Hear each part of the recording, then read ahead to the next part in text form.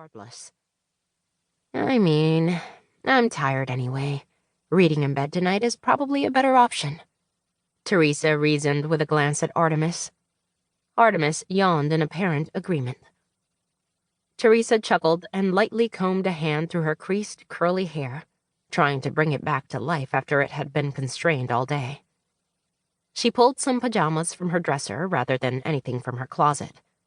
Even if Holly couldn't come over, a hot shower sounded nice.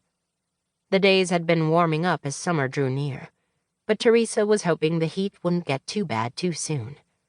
She liked being able to enjoy hot showers in the evening. The increased sunshine was still welcome, however.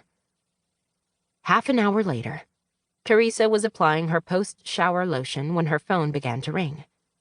She bounced up off her bed, hurriedly wiping her hands over her thighs to remove the last remnants of cream. Her excitement dimmed slightly when she saw Lian's name on the display. She shook her head and accepted the call. Hello? Hey. Lian's voice was calm and smooth like always. Is this a good time? Teresa sat back down on her bed, distractedly twisting the ends of her hair around the fingertips of her free hand. Yeah, of course. There was a beat of silence. You were waiting for another call, weren't you? Waiting? Not exactly, more like... She paused, hoping. Teresa rubbed her warm cheeks. Sometimes she thought Lian was too observant. Holly, then. Lian's tone changed slightly when she said Holly's name. Teresa opted not to comment on the difference.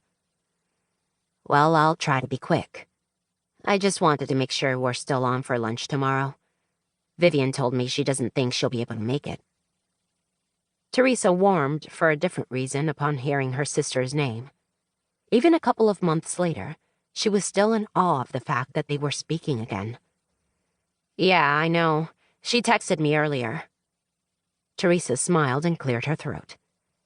But, yes, I'm still coming. I like our talks with Sharon. Great. Lian's voice softened almost imperceptibly. Sharon's excited it's almost June. It'll be her first official month of pride out of the closet. Nostalgia left Teresa silent as she recalled what her own first pride had felt like. It had been terrifying and wonderful. It had been everything. I can imagine. I'm kind of excited, too. I've been to lots of pride events before, but this will be my first one here. I think you'll love it. Lian sounded like she was smiling. We can chat more tomorrow. I don't want to hold you up all night. Still silently hoping Holly would call, Teresa nodded to herself. All right, talk to you tomorrow. Bye, Lian murmured just before the call ended. Teresa stared at her phone for a minute, trying to will Holly's call into being.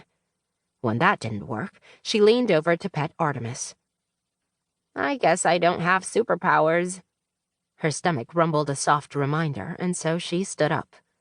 A cool draft from the AC made her shiver. She decided getting dressed would be prudent before she made herself something to eat. Sometime later, as she turned off the TV and ambled toward bed, her phone finally rang. What are you wearing? Holly asked without preamble, making Teresa laugh. Baggy pajama bottoms and a tank top, Teresa replied dutifully. Hot, Holly responded playfully. But it'd be even hotter if you took those off. Teresa bit her lip and deposited Artemis to the raised cat bed near her dresser. She knew Artemis would be too lazy to move for a while. Is that so? Mm-hmm. Holly's voice had lowered, the rich tones prompting tingles of excitement to ripple through Teresa. She distractedly tugged the covers of her bed loose and licked her lips. Well, if you want me to get undressed, you'll have to work for it. I like a challenge. Holly paused. I'm on my way up, by the way. A jolt of arousal hit Teresa hard. She'd assumed it would be one of the nights Holly would be too tired to make.